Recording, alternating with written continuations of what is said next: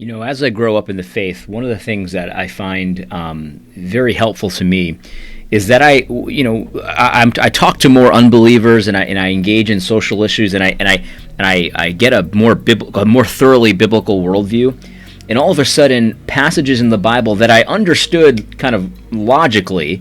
I start to feel the passages more, like I start to know them more. And it's one thing to know what a passage means, it's another thing to have experienced what the passage is explaining. I'll give you a perfect example. Isaiah chapter 5, verse 20. This is not a very difficult passage to understand, but on the other hand, it's very difficult to, it's a different thing to experience, I guess I'll say. I'll read from the New King James. It says, "Woe to those who call evil good and good evil, who substitute darkness for light and light for darkness, who substitute bitter for sweet and sweet for bitter." And it's like, man, how could, I understood what that meant, of course. Isaiah's prophesying about people who are essentially, exchanging what's good for what's evil. And it's like, in my mind, I'm like, most people would, and even every villain in every movie thinks that they're on the right side of things. They say that it's good. So how does this happen? How does it get so twisted up that somebody is promoting as good something that's pure evil? And the more you think about, and the more you engage with, and the more you talk about the abortion issue in the United States, you start to feel and understand how this happens. You look at how these people justify killing their own children, and you see how twisted that is. Like, you should be repulsed by that. That should be revolting to you. The fact that there are people that are otherwise, they seem to have their heads on straight otherwise, that are saying, yeah, it's actually the best thing since sliced bread to kill your children, because you have a career after all. And it's like, you think about that, and if you aren't like sick to your stomach thinking about what kind of a mental place you need to be in to reason in that way, there's probably something wrong with you. Like, that's disgusting, absolutely disgusting. And personally, I would say if you need a babysitter for your kids, and you choose that person who thinks that it's cool to kill kids in the womb as your kid's babysitter, like, you probably need to reconsider your whole reasoning here. That's twisted, man. That's twisted to think that it's okay to kill your children. One of the things that you have to recognize about God's law is that God's law addresses Israel in a certain context, and so that's why in God's law it says, "You shall not let your kids pass through the fire." Like, that doesn't really mean much to us today, because there's not a lot of kids being sacrificed to Baal by passing them through the fire. And so what you need to do is look at the general equity of that law, right? And so just because you're not literally saying that you're worshiping Baal when you kill your kids doesn't mean that the moral general equity of that law does not apply to abortion. And so we need to understand that when God says to the people of Israel, don't kill your kids and sacrifice them to Baal, there were people that were justifying sacrificing kids to Baal in almost the exact same way that people justify killing their children today. That it's a moral equivalence. There's really no question about that. And so, as you get more experience engaging in a pagan culture, you start to understand a lot of these verses more intimately.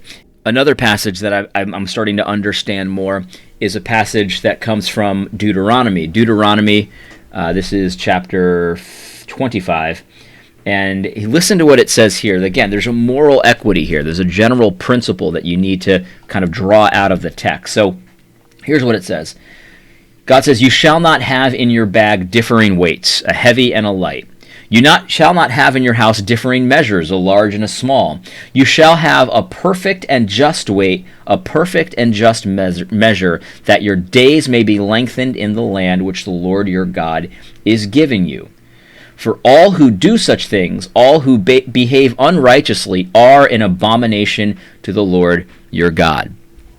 And this is an application of God being a God of justice, right? This is a passage from Deuteronomy as well.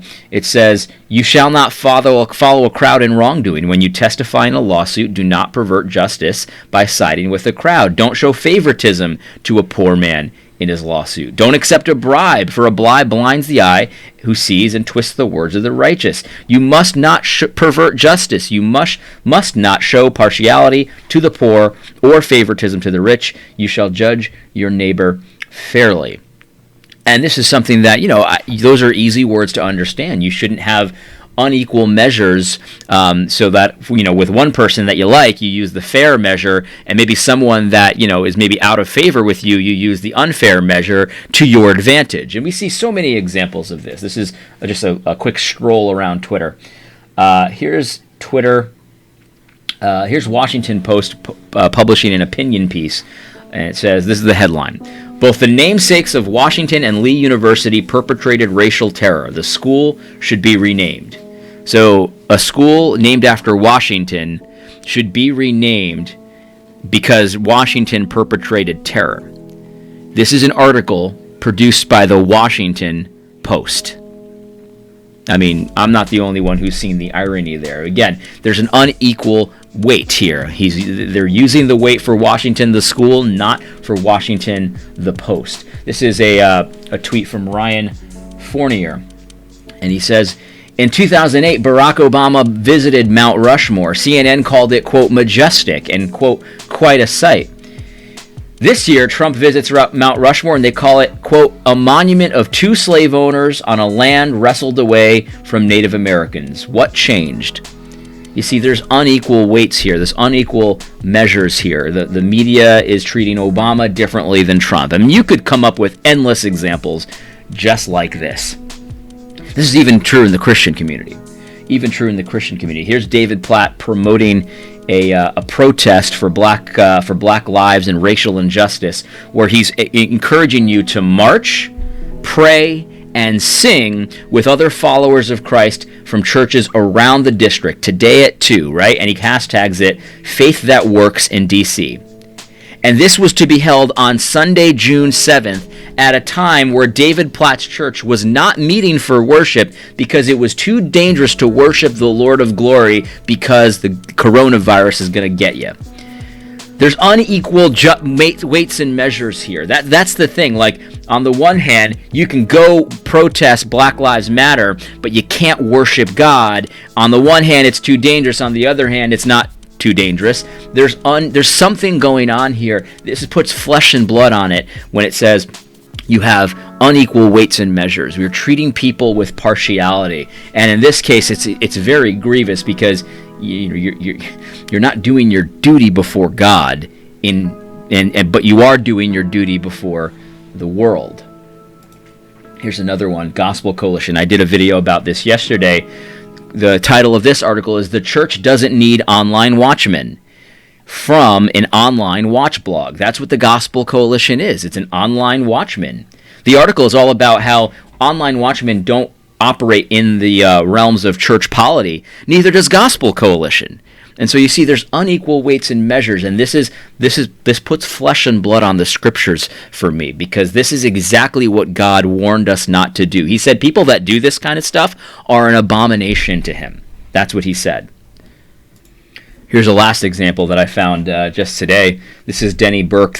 He's quoting Ligon Duncan. And here's what Ligon Duncan's quote says. He says, "Thank God that a flag that has offended and even threatened black citizens and Christians is no longer endorsed by the government of Mississippi, and that the Lord used Bible-believing Christians to bring it down." These are the same people that will hashtag Black Lives Matter, knowing full well that Black Lives Matter offends many people. It doesn't offend me because I'm not scared of hashtags, but it offends many people because it's a Marxist hashtag, and it's threatening to white people. As you know, Black Lives Matter protesters go around trying to find white people to beat up on occasion. I'm not saying it's legitimately common, but what I am saying is that it does threaten white citizens and Christians. And so on the one hand, a symbol, a flag that doesn't do anything is the worst thing ever. We must bring it down. But on the other hand, a Black Lives Matter flag, which is essentially what the hashtag is and all that, That's totally fine. In fact, that's a gospel issue. You got to say Black Lives Matter, like J.D. Greer said. You see, there's unequal weights and measures here. That's the point. Big Eva and the culture at large is all about inconsistency. I could have given you 100 examples probably within an hour. I just don't have the time to look for them. 100 examples of inconsistencies in the fake news media and in Big Eva in particular. This is just all over the place. On the one hand, conspiracy theories are evil, according to Joe Carter, and on the other hand, he promotes conspiracy theories of white supremacy and all this kind of stuff.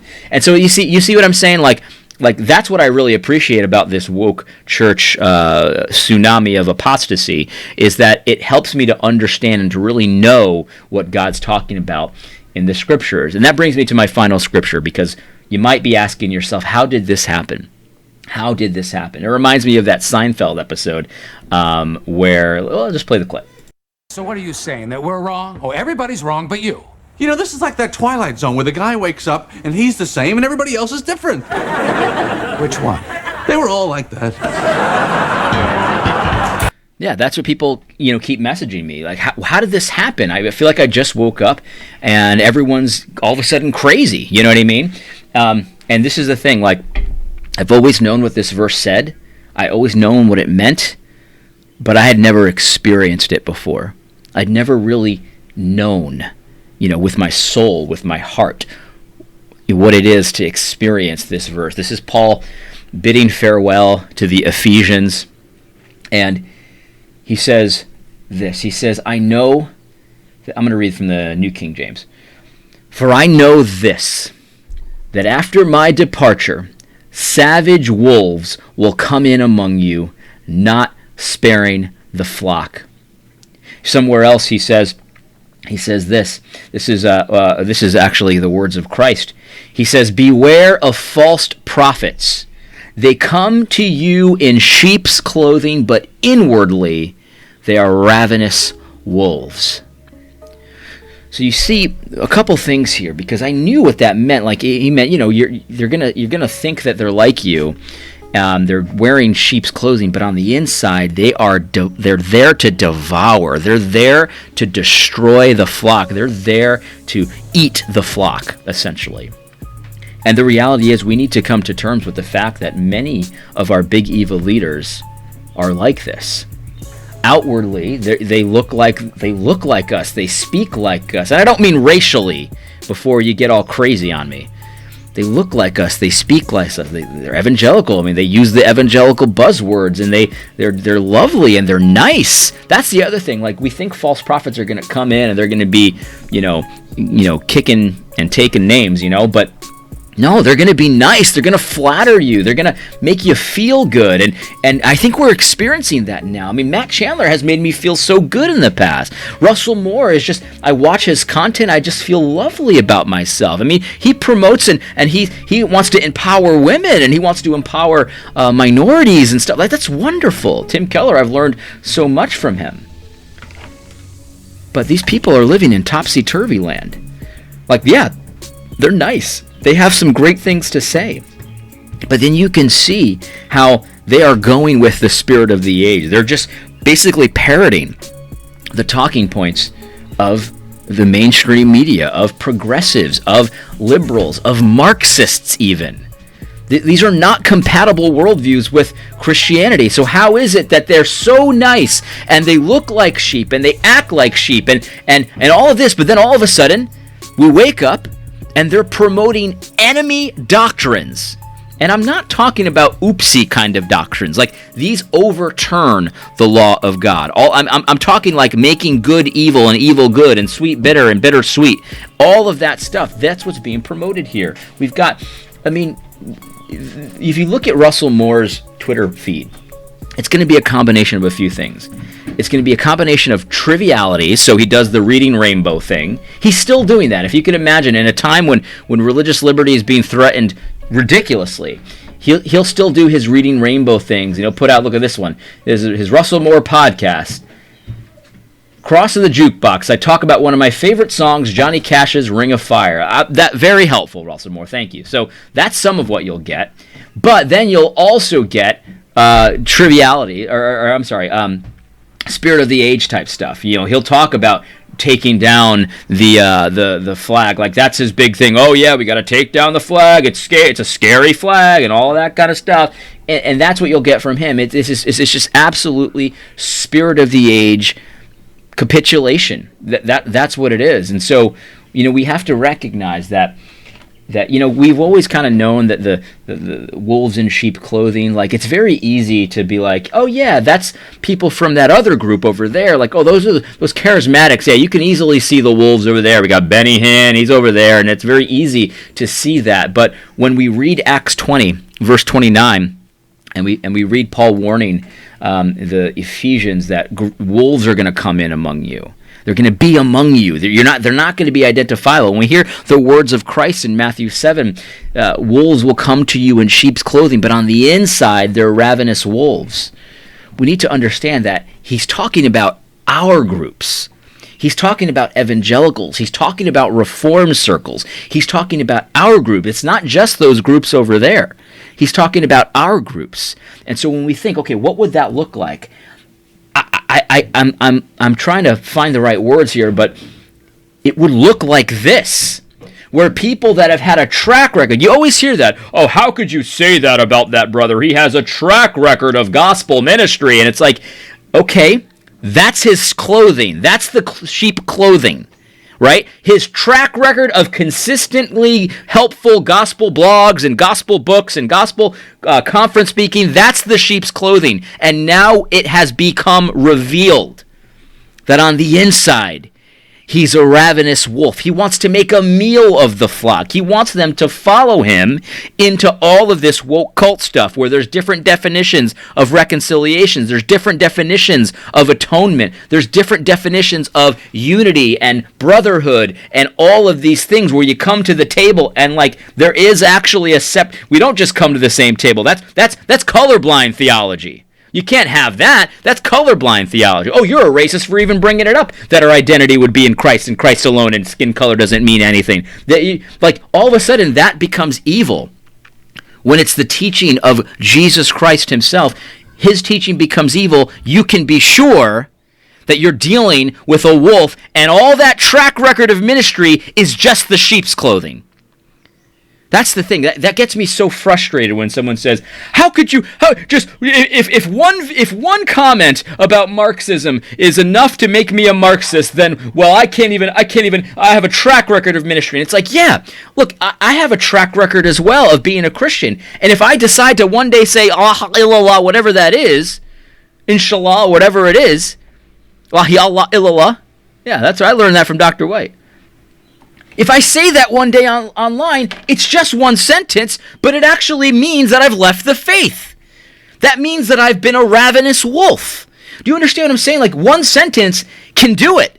And it's not just the sentence that's doing it, but it's the sentence that reveals it, you see. And so all this track record stuff, I'm just like, what are you trying to say? That because of your track record of gospel ministry, that now I have to accept this doctrine that you're teaching me that actually overturns the doctrine of Christ? The answer is no. The answer is no, and that's a really weird flex. Because when I hear Christ talk about wolves in sheep's clothing, I hear Christ talking about someone who has taught you well for years, maybe decades. And then they seek to entice you away from the Lord that bought you. That's what the sheep's clothing is. That's what a wolf is. He tricks you. He tricks you into making you think he's actually a good guy. He's on the side of the saints. He's on your side. He's on Christ's side. But then he reveals himself that he isn't. You think about Judas. He walked around with Christ for years. And he probably said all the right things and did all the right things. And then at the critical moment, he revealed himself for what he was. And so if you feel like Seinfeld felt, like he woke up, he's the same and everybody else is different, I'm not saying that's definitely the case. You should examine yourself. You should have the conversations. You should talk it out with people and all that kind of stuff. But recognize that there is a distinct possibility that what you're experiencing is actually real, and these are wolves in sheep's clothing. I think that they're going to reveal themselves more and more as the days come. I saw Duke Kwon talking about how Marxism. A couple like last year we were insane for calling people Marxists and we were slandering people. Today they're like, well, there's a long history of Christian Marxists, and you know what I mean. Like, we've been vindicated so many times at this point, that it's almost embarrassing. I almost feel embarrassed for like bringing it up. It's like it's just so obvious that we've been vindicated again and again and again and again. And it gives me no pleasure to tell you, my friends, that there are fierce and ravenous wolves among you right now. And they look like sheep, and they walk like sheep, and they talk like sheep. But every wolf, because they have an agenda, will eventually reveal themselves. They'll eventually reveal their real desires. And oftentimes it's money, oftentimes it's prestige, oftentimes it's power. But when you see evangelical leaders in droves going with the zeitgeist, going with the spirit of the age, you can be sure that the wolves have done their work and they've done it well.